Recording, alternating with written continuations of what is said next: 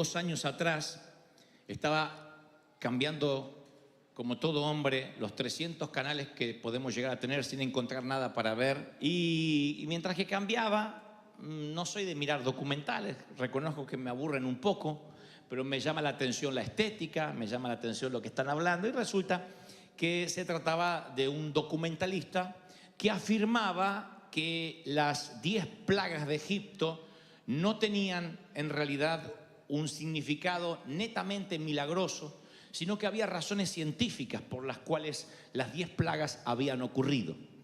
Lo que intentaba el documental, creo, si no me equivoco, era, en número 1, demistificar lo que había ocurrido en Egipto, y número 2, negar que Dios estaba detrás de los incidentes.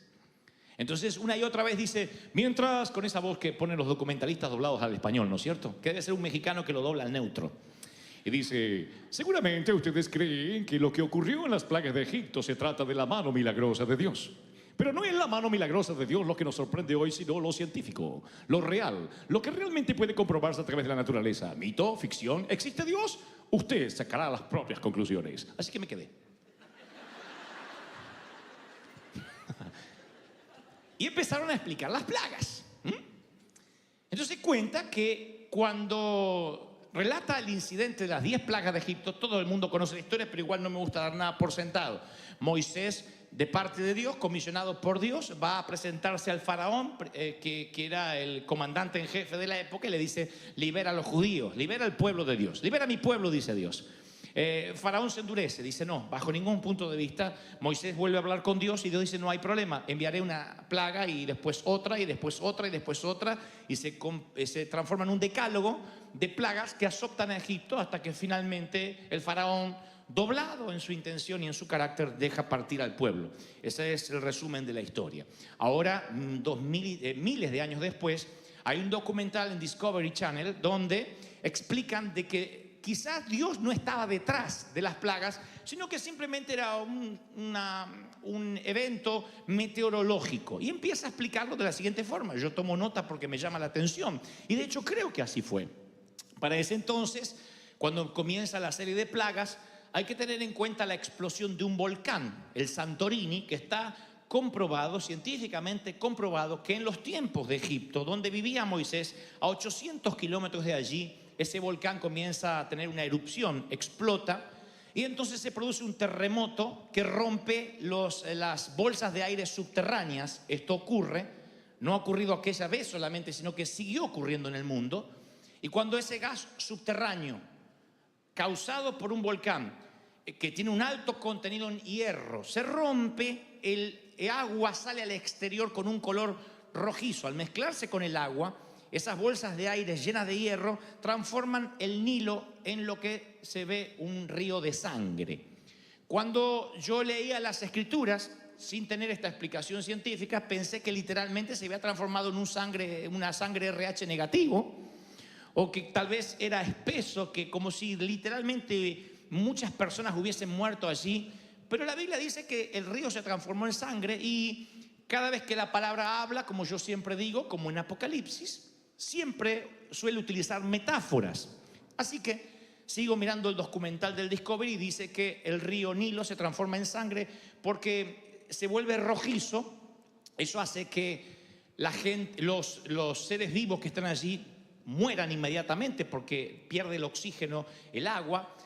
Claro, los peces se mueren, pero las ranas pueden estar dentro y fuera del agua. Así que cientos de miles de ranas, y esta es la segunda plaga, salen al exterior porque tienen que huir de las aguas contaminadas. Además, ellas encuentran abundante comida en el exterior, y entonces ya tenemos el río convertido en sangre y las ranas afuera. Cuando hay agua contaminada y por consecuencia estancada, y un montón de peces muertos, pescados que no son pescados, son peces muertos, no fueron pescados por nadie, pero empiezan a flotar. Eso hace que sea un caldo de cultivo para que los mosquitos aniden y se multipliquen con rapidez. De allí la tercera plaga. Cuando hay un montón de mosquitos y sin agua limpia y aguas contaminadas, el ganado empieza a morir. Aquí es la siguiente plaga. Cuando el ganado está muerto y esos cuerpos pútridos empiezan obviamente a descomponerse, más las aguas contaminadas, se desarrolla peste. no hay antibióticos en Egipto y de allí las úlceras, los granos en la gente. Las cenizas arrastradas por el aire junto con gases tóxicos y el agua de la atmósfera caen juntos formando pequeños meteoritos humeantes. A la vez que esto trajo ese gas tóxico, llega a cierto punto de la atmósfera y se entremezcla con la humedad y caen como si fueran hielo y fuego a la vez. Esa es la otra plaga. Tiene que ver con la explicación científica. El hombre se queda diciendo, ¿realidad o ficción? Pero espere que le cuente más. Y yo sigo anotando. El cambio de clima, las heladas de Egipto atraen a las langostas, que solo vienen cuando hay un cambio de clima y arrasan con los sembradíos. Las cenizas volcánicas crearon nubes que tapan la luz del sol, y esa es la plaga de las tinieblas. Lo único que quedaría por explicar es la 10ª plaga, que es la muerte de los primogénitos. Solo los hijos mayores de los egipcios murieron, y dicen, ¿sería esto la única forma de pensar en un abracadabra milagroso? Porque es lo único que los científicos no le encontraban explicación, pero luego descubren que todos los hijos primogénitos dormían en las plantas bajas de las casas. Era el privilegio que se le daba a los hijos primogénitos. Todo el resto tenía que dormir en las plantas altas. Esto no ocurría entre Israel, solamente los egipcios. Y como dormían en la planta baja, a causa de lo que había ocasionado el volcán, se levantó por las cenizas el dióxido de carbono que acabó con ellos, porque estaban más cerca del suelo.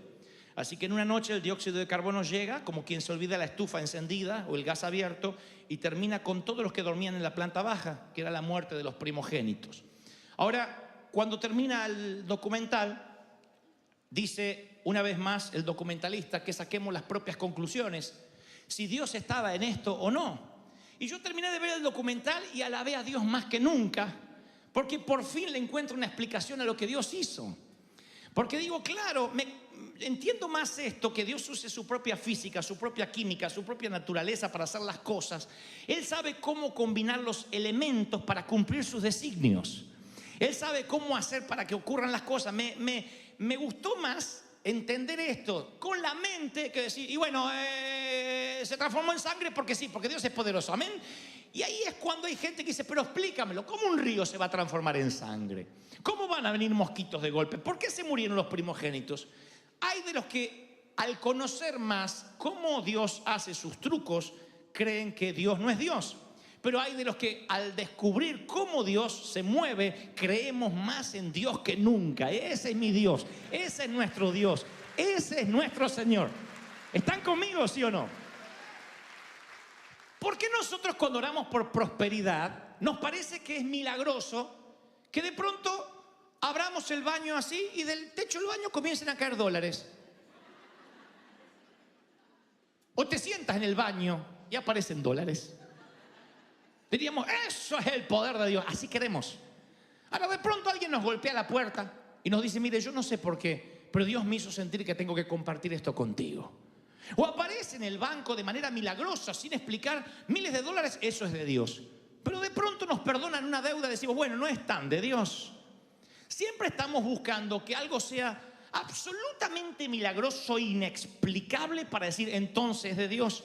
Como si Dios no pudiera utilizar lo que Él mismo creó para bendecirnos.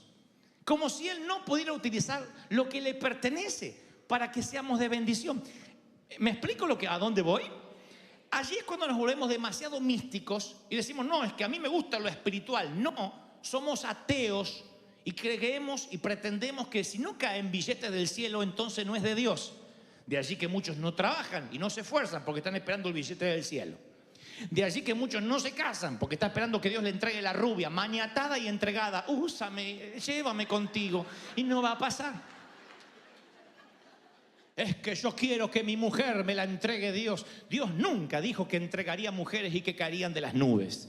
Tenemos que hacer un trabajo, tienes que seducir, tienes que ser caballero, pagar el café, condenado, hacer algo. Entonces me doy cuenta, como dice el título de este sermón, que cuanto más yo más conozco a Dios, más descubro cómo trabaja, más lo amo y más creo en Él. Porque empiezo a amarlo con mi mente. Mientras más conozco, más aprecio. Cuando más ves, cuando más se te descubre Dios, más empiezas a amarlo. Yo creo que los astrónomos observan el cielo y aprecian las constelaciones y no se dejan de sorprender Cuando el experto en genética hace un mapa del genoma humano, aprecia cada célula del ADN, dice, esto no lo pudo haber hecho una computadora. Cómo funciona el cerebro, cómo funciona el nervio óptico, cómo se conecta tu corteza cerebral con los ojos, de modo que lo que estás viendo se transmite al cerebro y nos da la pauta de lo que estamos mirando. Eso simplemente tiene que terminar en una persona que empieza a investigar y le termina dando la gloria a Dios. No hay otra forma. Cuando el Discovery explica cómo bien pudieron haber ocurrido las plagas, pudo haber sido o no, a mí me fascinó. Dije, sí, Dios creó el mundo y hizo, tocó el volcán. Y con tocar el volcán, sabiendo Dios que este faraón era un cabezón que se iba a endurecer y endurecer y endurecer, dijo, con que toque este volcán se producen 10 plagas por efecto dominó. Y desde la explosión del volcán hasta la muerte de los primogénitos, todo estaba en el dedo de Dios haciendo ping, lo que él mismo había creado. Me fascinó. No hizo el documental que yo dejara de creer en Dios. Dije, claro, así Dios lo hizo. No desacredito al mago simplemente por ver cómo hizo el truco. Me parece fascinante. Me parece fascinante que digas, Dios sanó mi cáncer de la noche a la mañana mientras dormía o en una oración de altar. Pero me parece fascinante que digas, fui, me operé, extirparon el tumor y me decían que no hay ramificaciones. La operación fue un éxito. Los ángeles estuvieron allí en la sala de quirófano. Eso también es Dios. ¿Están conmigo, sí o no? No estamos desacreditando a Dios. El oceanógrafo explora la gran barrera de coral y aprecia cada color, cada especie. El físico trata de atrapar los quarks y aprecia cada molécula. Hablamos de vino recién. Los enólogos prueban el vino y dicen, sabor a madera, elaborado en 1844. ¡Oh! Otro borracho dice que... ¿Cómo estaba el vino? Mucho alcohol. Y de la cruda que tienen no se acuerdan ni lo que tomaron. Pero los enólogos aprenden a valorar el vino y aprecian las texturas, el sabor, porque cuanto más conocen, más valoran, más aprecian. Yo no soy un músico, aunque me encanta la música, pero el músico aprecia la sinfonía, el detalle, la música. ¿Viste la canción nueva cuando los Brases hicieron ese arreglo? Cuando de pronto las cuerdas aparecieron y subió de tono. Claro, ¿quién aprecia eso? El músico. Los que no somos músicos escuchamos. También lo apreciamos. Pero como desconocemos las notas musicales, los recovecos de la partitura, para nosotros decimos, bueno, linda la música. El sommelier también, el que cata el vino, dice, bueno, yo estudié, me preparé y sabe cuando un vino es bueno, cuando un vino es malo. Sabe cuando hay vinos que son tan buenos que aunque tomes una copa no te emborrachas, y otro que pisas el corcho y ya no puedes ni siquiera caminar. ¿Por qué? Porque cuanto más sepas, más aprecias. Jesús le dice a la mujer samaritana junto al pozo, ustedes los samaritanos saben muy poco de aquel a quien adoran. Lo que le está diciendo es, cuando uno adora con ignorancia, la adoración está vacía. Él no quiere solo que le adoremos, sino que sepamos por qué le estamos adorando. Amarás a Dios con todo el corazón, lo entendemos, con el alma también, con la fuerza también, porque no somos flojos para servir. La mente tenemos nuestros prejuicios y te lo voy a explicar por qué y a dónde es que quiero llegar conforme lo que Dios me dijo que te diga esta mañana. Cuando nosotros anulamos la mente, cuando nosotros dejamos de aprender, de investigar, cuando nosotros vemos un documental como el Discovery y decimos, te reprendo Satanás, mi Dios no es así, aleluya, aleluya, no cerramos.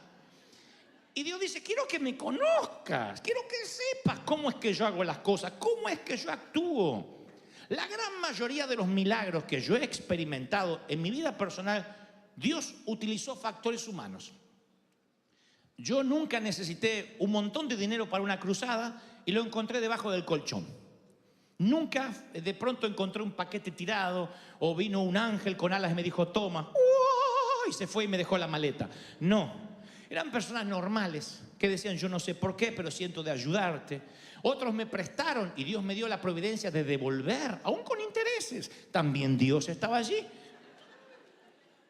¿Por qué siempre pensamos que si hay una abracadabra detrás, entonces Dios está? Y si Dios usa lo normal, lo común, lo que él creó, porque el diablo no creó nada. El diablo no creó nada, es Dios. Si aún el diablo es creación de Dios y sirve para los propósitos divinos, aún el diablo.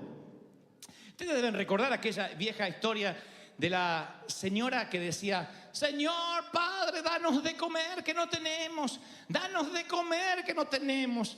Y el vecino ateo de al lado dice: le voy a jugar una broma. Y entonces le golpea, toca el timbre y le deja un pollo rostizado ahí, con papas al horno. ¡Qué rico! Se lo pone ahí y le pone un cartelito: esto no viene de parte de Dios, que no la está escuchando, viene del diablo. Cuando ella abre y dice: ¡ay! Cuando uno ora hasta el diablo obedece. Gracias, Señor. Eso es bueno. Eso es el milagro de Dios. ¿Sí? Reconocer que Dios va a usar. Miren, Dios nos dio la capacidad de seguir aprendiendo hasta que muramos. El aprender, y escúchenme los más jóvenes, díganme alguien amén para que no me sienta que estoy en un geriátrico. Aprender no es un lujo, es una cuestión de mayordomía. Pero en algún lugar de la vida, puede pasarte a los 18 o a los 50, dejas de ampliar la mente y comienzas a vivir de recuerdos. Ese es el principio de la vejez. ¿Cuándo envejeces? No cuando tienes más celulitis y estrías. Eso es que el cuerpo ya no es lo de antes. ¿Cuándo envejeces? No cuando la ley de gravedad se cobra a sus víctimas. Miren qué delicado para decir que se te cayó.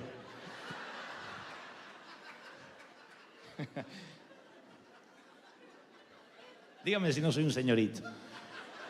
¿Saben cuándo envejeces? Cuando empiezas a vivir de recuerdos. Cuando todo lo bueno de la vida te pasó ayer y no mañana. Cuando dices: qué feliz que era, qué lindo cuando estudié, qué lindo cuando me casé, qué lindo cuando tuve un hijo. Cuando todo está atrás, cuando vives mirando un álbum de fotografías con nostalgia, entonces empiezas a envejecer. Cuando tú todavía tienes esperanza y miras para adelante, te mantienes joven, porque la mente se sigue ampliando. Y rara vez una mente que se amplíe regresa a su tamaño original. La mente es como un músculo que se va ampliando, ampliando, ampliando. Yo creo en el open mind y no lo relaciono con el libertinaje, lo relaciono con alguien que está abierto a la creatividad de Dios, a lo que Dios todavía puede hacer, porque Dios no dejó de crear en el sexto día. Dios sigue creando. Pero cuando uno cierra la mente, ese día deja de vivir y comienza a morir porque deja de aprender. Hay algo que se llama el síndrome del desuso. Si dejas de usar cualquier parte de tu cuerpo, incluso la mente, se atrofia. Y yo no he visto mentes tan atrofiadas como dentro de la iglesia cristiana. He recorrido el mundo y las mentes más atrofiadas están dentro de la iglesia. No estoy hablando de ignorancia por falta de capacidad académica. Universitarios conocí con mente atrofiada. No hablo de capacidad de estudio, hablo de mente que en desuso se atrofiaron, que empiezan a pelear por tonterías, por idioteces, que si lo razonaran un poco como Dios manda razonar. Salomón pide sabiduría. Si usar la mente fuera un pecado, Salomón no habría pedido sabiduría. Si la mente fuera un problema, el Señor no diría: me amarás con toda tu mente. Pero nosotros nos atrofiamos cuando dejamos de pensar. Recuerdan que yo un día les conté que se me ocurre subir una foto de un arbolito navideño en las redes sociales. Me liquidaron de un montón de iglesias que ese árbol satánico, diabólico, va a arder al infierno. Un puertorriqueño me dijo: ¿sabe cuál es el problema? Esas bolas, son las bolas del diablo, me dijo. Me robó la inocencia, no pude ver el árbol. Ahora miro el árbol y digo: Sotona. O me dan ganas de pateárselas, ¿no? Y digo: le rompí las bolas al diablo. Yo digo, claro, y cuando me escribe eso alguien, yo voy a su perfil. Digo: debe ser pobrecito, un iletrado, universitario, apóstol distinguido, el doctor en divinidades, con la mente atrofiada. Y no estoy defendiendo el arbolito o no. Lo que estoy defendiendo es cómo alguien inteligente va a reducir una grieta, me va a poner a mí en la vereda del infierno porque hay un arbolito en mi casa. ¿Ves? O sea, a eso me refiero. Cómo la mente puede entrar en desuso de modo tal que repetimos como loros Y no razonamos. Mi interés no es producir una iglesia de loros que repitan lo que dijo el apóstol, lo que dijo el pastor, diga que está a tu lado, volteate a tu lado, Dios le bendiga, Dios le bendiga, Dios le bendiga, dijo el apóstol. Porque en la semana nadie te va a hacer repetir nada, yo no estoy. Y a mí mi maestra de la escuela primaria me decía, si ustedes no lo entienden y no lo razonan, algún día yo no voy a estar. Razone, Gebel, no repita de memoria. Preposiciones, Gebel. Ante, bajo, cabe, con, contra, detrás, hasta para, por, según, sin, sobre, detrás. ¿Dónde se usan estas palabras? No tengo la menor idea. Razone. Y no sé por qué tenemos tantas inseguridades de los ministros que no queremos que las ovejas razonen. No queremos que piensen. De allí el síndrome en desuso. Yo leía las encuestas que el graduado promedio de la universidad lee un libro al año. Un libro al año. El graduado que se recibe, si acaso lee un libro al año. Y mi pregunta es, ¿para qué gastar tanto dinero en la universidad si después vas a dejar de aprender cuando te gradúes? ¿Por qué hay gente que deja de leer? Porque ya se recibió y cree que no tiene que aprender más. Educación deriva de dos palabras que significan sacar hacia afuera. Fíjense qué diferente a lo que pensamos que educación es amontonar adentro. Sacar hacia afuera es, educar significa despertar tu curiosidad. Es decir, que tiene que haber más, quiero aprender más, despertar la curiosidad. A mí me gusta hacer como los chicos. Cuando me encuentro con una mente atrofiada por el legalismo, le pregunto, ¿por qué? Porque sí. ¿Pero por qué? Porque las cosas de Dios no se razonan. No. ¿Por qué estás defendiendo a capa y espada algo que no te pusiste a razonar? ¿Por qué? Porque las críticas siempre son ¿por qué no hace llamado al altar? ¿Por qué no tienen seguimiento? ¿Por qué no tienen células? ¿Por qué? Yo le digo, ¿y por qué hay que tenerlas? No digo que esté mal, digo ¿por qué? Si a mí me da una explicación racional, entonces satisface mi mente. Ahora, yo creo que hay cosas que se aceptan por fe. La creemos. El diezmo, la obediencia, la mayordomía, son cosas que operan por fe. Hasta ahí estamos de acuerdo. Pero después hay cosas que hay que razonar. Pablo dice que el pecado es un tema de conciencia, básicamente. Él tiene una crisis allí, porque de pronto dice, hay que comer carne sacrificada a los ídolos. Había carniceros que sacrificaban esas carnes a ídolos paganos. Y después que sacrificaban, oraban, o sea, en vez de como tú oras por los alimentos, ellos le decían al Baal o a quien sea, que bendiga la bola de lomo esa que se iban a comer. Bendice este taco, Baal. Y antes de comerlo, lo llevaban a la mesa. Allí la discusión, yo no voy a comer comida que ha sido dedicada a otros dioses. ¿Qué hacemos? Y Pablo tiene una idea genial. Dice, hacemos una cosa. Si comer carne sacrificada a los ídolos no te produce nada, dice, yo la bendigo. Es como cuando a mí me han dado dinero y dice, hermano, este dinero es para usted. Yo lo bendigo y lo uso para el reino. Yo no estoy controlando si pagas el IRS, si el número del Social Security es uno que te inventaste en una madrugada. ¿Se entendió la metáfora? Bueno, bendecimos y se utiliza. Pablo dice, si comer carne sacrificada a los ídolos te trae un problema de conciencia, que dice, estoy en pecado, no comas. Porque eso va a cerrar el grifo a lo que Dios tenga para darte. Hay hermanas que dicen, hermano pastor, yo fui a una iglesia y no usaban mantilla. ¿Vieron el tul que se ponen las damas en algunas iglesias sobre el cabello? Y hay hermanas que si se olvidan la mantilla no entran a la iglesia porque se sienten en pecado. Y no es que uno dice, qué ignorante. No, ella siente que está fallándole a Dios. Bueno, anda y busca la mantilla porque no vas a poder fluir. Porque vas a sentirte como aquellas se ponen la minifalda y están todo el tiempo así. Yo digo, ¿por qué no se la ponen larga si van a estar todo el tiempo así? O mostrá o vestirte como la gente. ¿No? ¿Por qué? Porque la inseguridad hace que te cierres. Para ponerse un traje así hay que tener personalidad. Si yo voy a estar, no me miren a mí, miren al Señor, no me miren a mí. Ay, no, es que no tenía otro color. No, ponen vestita de negro, condenado. Ahora, si estás seguro, te gusta, y eso no va a impedir el fluir, tienes que investigar y ver cómo funcionas. Y Pablo dice, si comer carne sacrificada a los ídolos te va a causar un problema de conciencia, no comas. No está hablando de los pecados capitales, los que sabemos que son pecados. Estamos hablando de la periferia. Lo que decimos, ¿qué hago?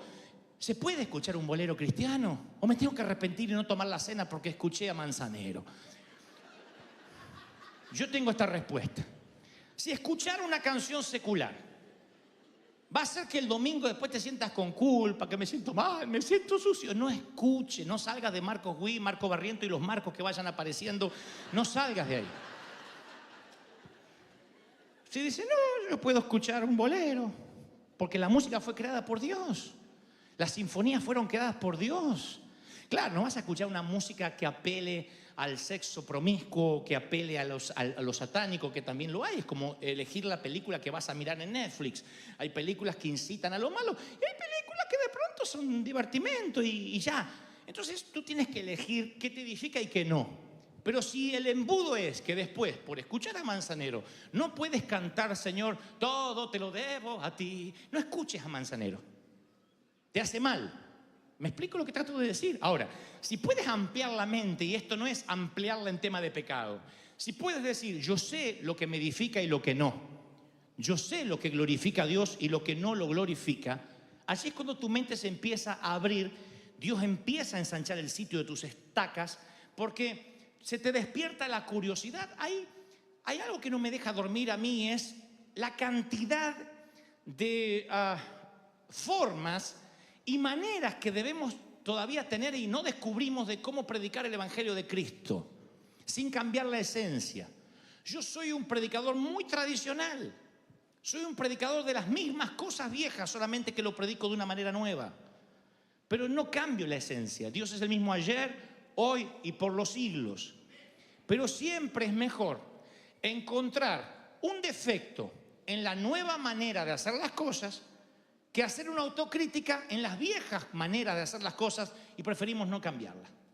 Mi pastor alemán, no el perro, un pastor que nació en Alemania, él decía, yo conté varias veces esto, él decía, la guitarra eléctrica y la batería son del demonio. Y lo predicaba, y no era un ignorante, teólogo el tipo. Tenía problemas en el idioma, porque él venía de su Alemania natal y muchas veces decía, Dios vino a traer vida, es vida en ambulancia. Él era así. Pero era inteligente, sabio. Y él decía, la batería, esto todo del demonio. El violín y el acordeón son de Dios, que eran los instrumentos que él tocaba. Partió con el Señor y dijo, como Dios tiene tan buen humor, yo estoy seguro que lo recibió una banda de rock allá arriba. Partió, ¿no? Pero yo un día le dije, juntamos valor los muchachos, ¿no? Los adolescentes, le dijimos, Pastor Blenich, ¿por qué usted dice que, ¿dónde está en la Biblia? Fue la pregunta, ¿dónde está en la Biblia que es pecado la guitarra eléctrica?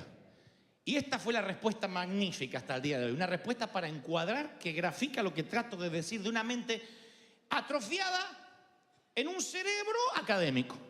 Dijo, no está en la Biblia, pero debería estar. Punto. ¿Ustedes creen que cambió? Siguió manteniendo, esto es lo que le gusta a Dios, porque si me gusta a mí, le gusta a Dios, si no me gusta a mí, no le gusta a Dios. Y así es cuando nos confundimos. Aclaro, esto no es un mensaje para jovencitos en contra de los viejos. Todos, desde que nacemos hasta la tumba, desde el útero al sepulcro, vamos envejeciendo. Tú no eres el mismo a los 10 años que a los 5, a los 15 que a los 10, a los 40 que a los 30. La mente va cambiando. No quiero decir que se rumbra, pero cambia nuestro modo de pensar. Tenemos otra perspectiva, otra experiencia, y hay cosas que ya no nos van a gustar por un tema generacional. Yo hay música que no entiendo. Yo puedo escuchar Despacito 70 veces y no entiendo por qué es un éxito. No lo entiendo.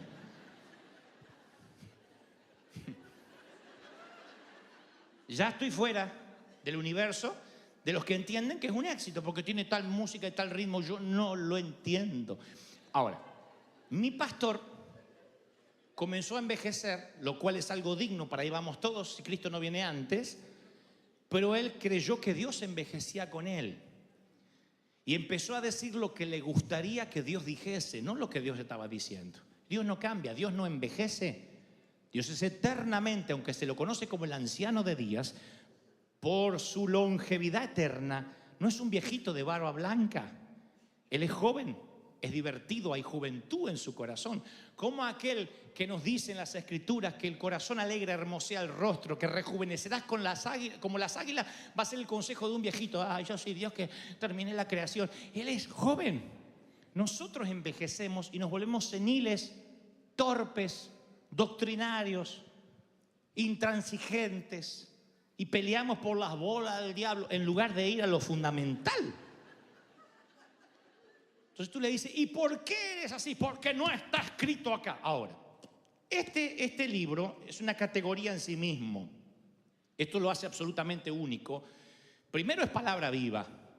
Es una suerte de caleidoscópico. O sea, ¿vieron como esos que ustedes miran así, que los tienen los chicos, que ven un montón de figuritas y se van armando así, y siempre ves diferente, un montón de vidrios, ¿no? Entonces, bueno, eso es la Biblia. Fue escrito por 40 escritores en más de 15 siglos, en 3 idiomas y en 3 continentes diferentes. Y entre los autores va de agricultores a pescadores, a reyes, poetas, profetas, prisioneros de guerra. Abarca todos los temas bajo el sol, la poesía, la profecía, la cosmología, la teología. Sin embargo, cuando toca temas profundos, nunca jamás se contradice, como si solo un autor lo hubiese escrito. Tú puedes leerlo de principio a fin y todo tiene un sentido, porque hay un autor que es el Espíritu de Dios. Ahora, hay una forma muy sutil, que yo lo hablé hace unos domingos atrás, que es la bibliolatría. Idolatrar al libro por sí mismo. Tratar este libro como un fin, en lugar de un medio. Cuando vas al seminario bíblico, quieres leer la Biblia, si tu finalidad es aprender la Biblia, te vas a hacer un hombre aburrido o una mujer aburrida. Te vas a transformar en alguien que sabe un montón de Biblia con la mente atrofiada. Vas a ser un necio teólogo, lo que eran los fariseos.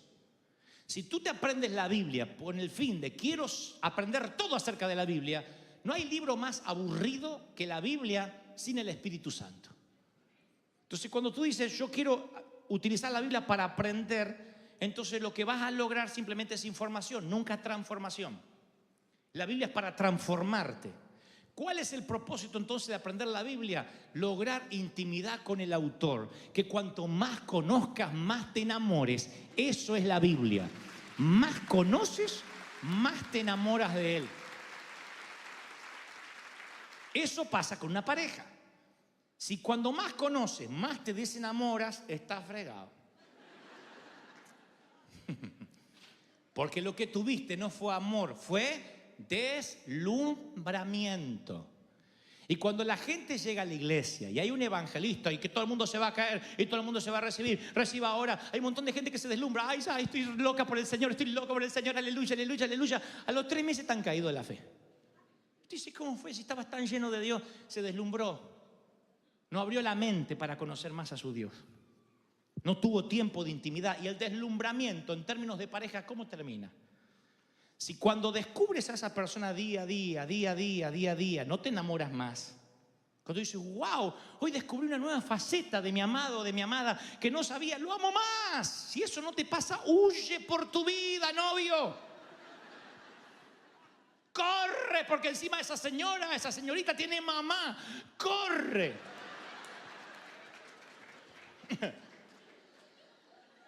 Ahora, el canon de la Biblia está cerrado. Esto no es que podemos agregar. Hay una maldición sobre el que agregue o quite a lo que está escrito aquí. Pero hay un término que usamos nosotros. Esto es antibíblico. Sí, lo antibíblico es aquello que va contra la teología, contra las enseñanzas de las Escrituras. Pero hay otro término que es abíblico. Abíblico tiene una connotación diferente. Significa que no hay precedente ni en las Escrituras.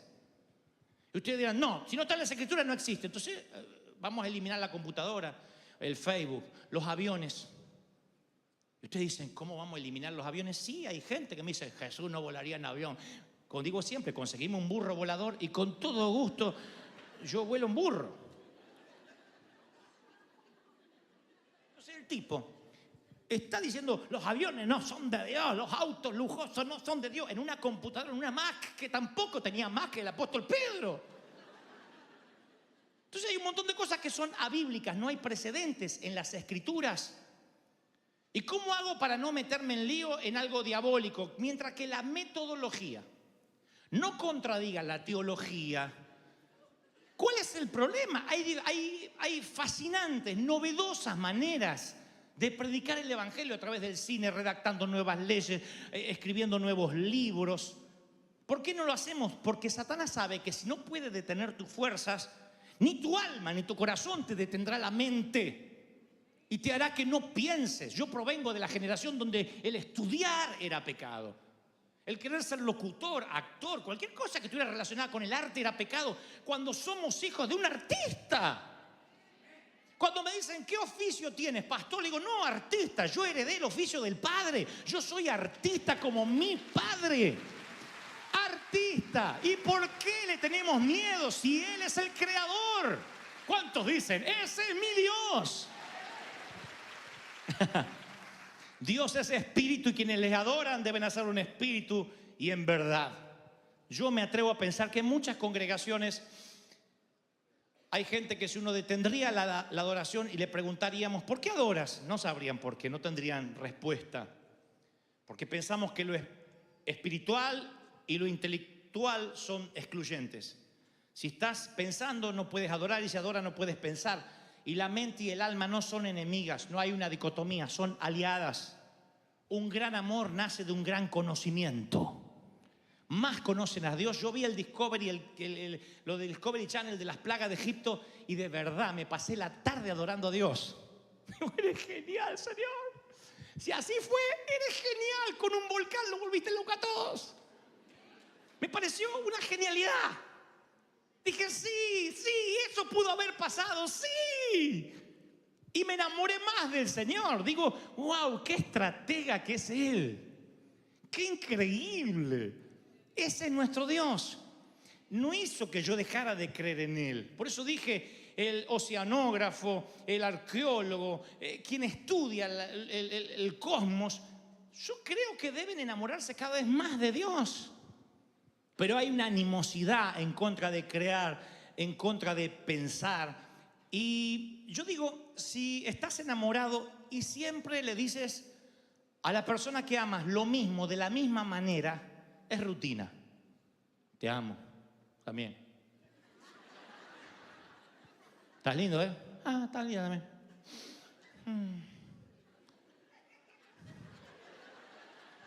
Si estás enamorado, buscas nuevas formas de decir lo que sientes. Esto es para los novios, los solteros, esto va por la misma ofrenda, ¿eh?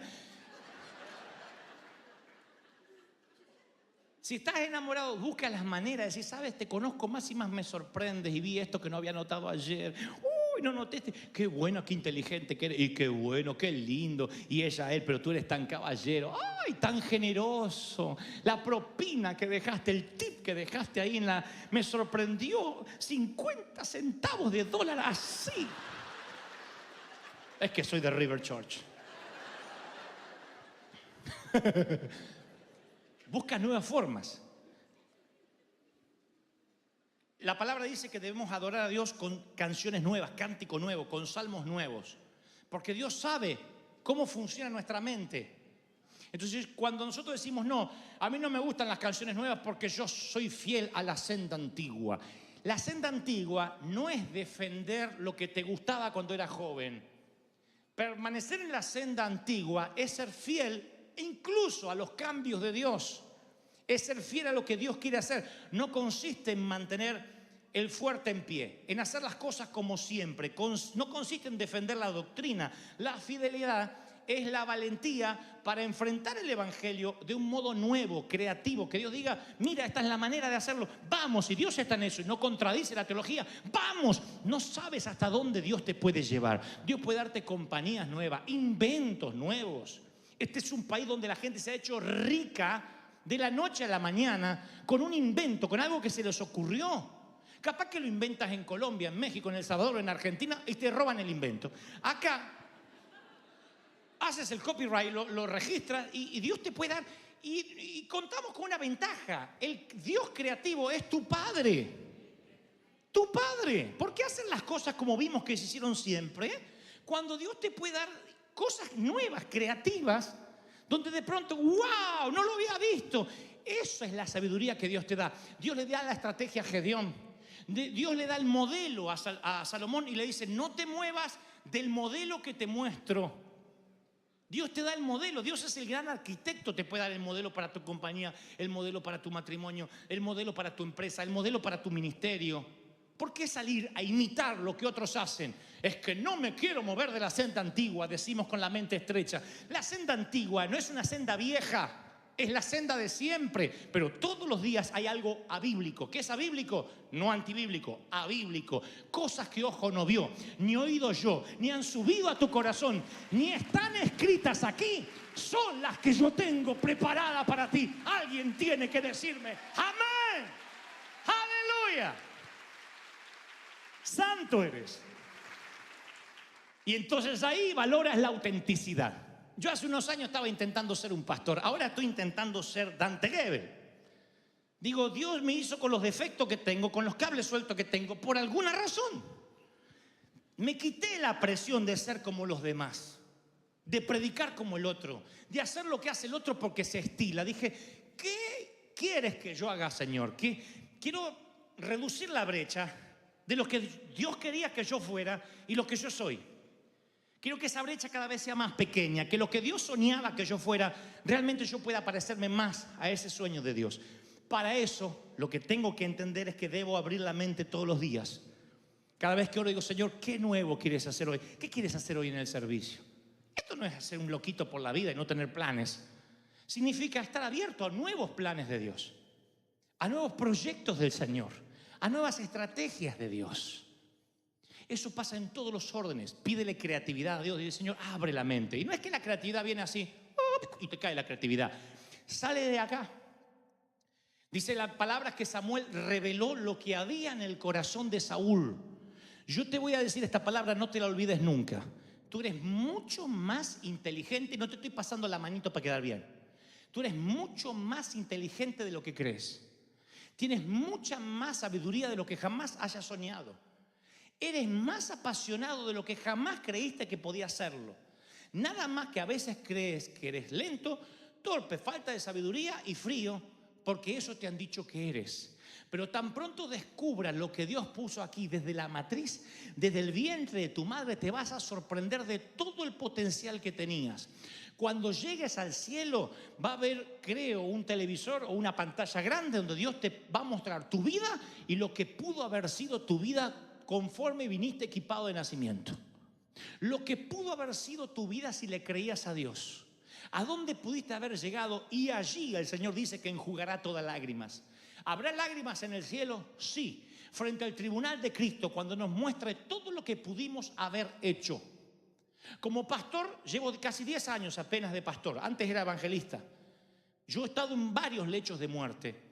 De personas octogenarias, de 90 años, 70 años, nunca escuché en un lecho de muerte a alguien arrepentirse por lo que hizo. Le decía, ¿quiere arrepentirse de algo? No, yo ya arreglé mis cuentas con Dios.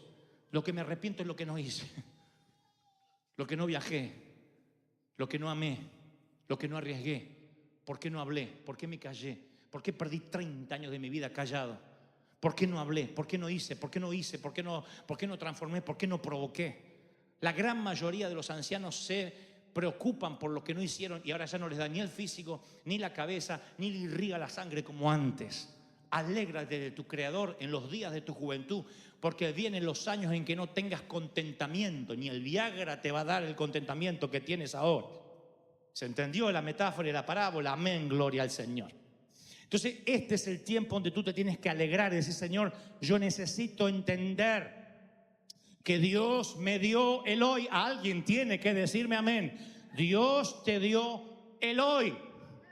Y tienes que decir, Señor, dentro de lo que es tu santidad, dentro de lo que es la teología, dime cuál es mi máximo potencial. Ensancha mi mente y no te vas a sorprender. Dios te va a dar estrategias, métodos en tu ciudad, en tu país, en tu nación. No es hacerse el loquito, el rebelde porque sí, me voy a hacer el Che Guevara. No. Tampoco la rebeldía como postura sirve, porque si es una postura es hipocresía, aunque parezca innovación. No estoy hablando de hasta el rebelde, voy a venir sin corbata, voy a venir en short porque yo soy nuevo. No. Estoy hablando de ideas creativas, cosas que nadie pensó y que Dios las tiene allí para dártelas. Si te pones a orar, cuando vas a hacer tus facturas, tus propuestas, cuando vas a escribir un guión, cuando redactas tu hoja de vida, dile: Señor, dime qué es lo que yo puedo aportar a esta tierra, de modo que cuando me vaya sepan que yo estuve aquí. Y Dios dice: te daré favor y fama para con los hombres y con los de afuera. Se lo dijo al profeta: he aquí yo te daré favor para conmigo y para con los hombres. Ensancha la mente. Dios es el principal marketinero. Él maneja el branding y la marca como nadie, jamás. Él sabe cómo hacer para que tu nombre esté donde tenga que estar, de modo que tú le des la gloria a Dios y seas una lumbrera. Él sabe cómo colocar a José, llevarlo desde una cárcel o de la esclavitud al primer puesto al lado del faraón. Él sabe cómo hacer que el Dios de Daniel sea el Dios a que todo Babilonia adore. Él sabe cómo transformar la oscuridad en luz, cómo llevarte de lo más bajo a lo más alto. Dios dice: es palabra de Dios. Alguien tiene que decir amén. ¡Aleluya! ¿Cuántos reciben esta palabra? Dígame amén. ¿Cuántos vamos a abrir la mente? ¿Se atreven a decir: yo quiero abrir mi mente? Porque yo se lo digo al Señor, no estoy diciendo: ustedes que son ignorantes. No, los que nos creemos inteligentes, abramos la mente. Porque la letra sin Espíritu Santo es ley. Y la ley atrofia. Hay que ser atrofiado, para estar dentro de una sinagoga predicando de un Mesías que algún día va a venir, y afuera entre la chusma, entrando en un burro, el Mesías, y no verlo. Imagino a algunos sugieres que salen de ahí: hey, paren la chusma. ¿Y quién es ese en el burro? Sáquenlo de acá, que estamos esperando el Mesías. Hay que ser ignorante. El Mesías pasando por la puerta y ellos teniendo servicios puertas para adentro. ¿Creen que esto es la gráfica de la ignorancia? Espera que les muestre tantas iglesias que ahora están cantando y Cristo en la vereda. Mirando la hora y diciendo: uy, se pasó la hora, ya está, me tengo que ir. Tengo reservas en Macaroni. Hay que ser ignorante, ¿no? Para correr con la reserva de Macaroni y perderte lo que Dios te está hablando. Hay que ser necio y tener la mente atrofiada. Eso sí, no pongo bolas del diablo en mi arbolito. ¿Y de verdad se piensa que eso le va a preguntar el Señor en el cielo? ¿Tú ponías bolas del diablo? No, pasa. ¿De verdad? No, porque a lo mejor creen que de verdad le van a preguntar eso. Que tenían que cumplir una ley, un estatuto. El otro día, ya hace varios meses, estoy saliendo de un baño en un sitio público y alguien me dice: yo lo escucho a usted, pero a escondida, porque mi pastor no quiere que yo lo vea ni lo escuche. Está bien. Me sentí una película prohibida para mayores, me veía.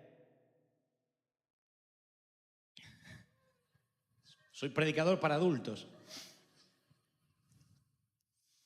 Le digo: está bien, no hay problema, no hay problema. Y después me dice: ¿y sabe por qué no lo quiere? Porque dice que usted no parece un pastor. Le digo: ¿y qué parezco? No sé, cualquier cosa, parece un actor, una estrella de cine, pero no parece un pastor. ¿Y cómo es un pastor? Le digo al muchacho: ¿y cómo es un pastor? Como el mío.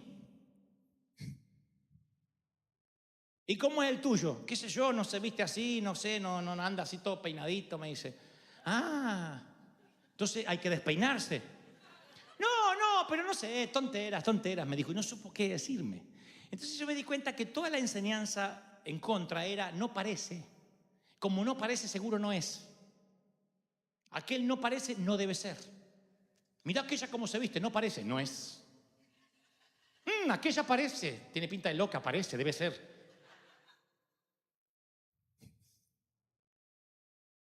Estereotipamos, estigmatizamos y así somos. Y Dios dice: yo voy a usar lo que no parece para que sea, lo que no es para avergonzar a los eruditos, los sabios. Voy a usar a lo que no parece. Voy a usar a los... Voy a usar lo que no es para que sea, y yo me voy a glorificar. Voy a usar a River, voy a usar a mi pueblo. Si crees que Dios habló, se tiene que oír ese aplauso. ¡Aleluya!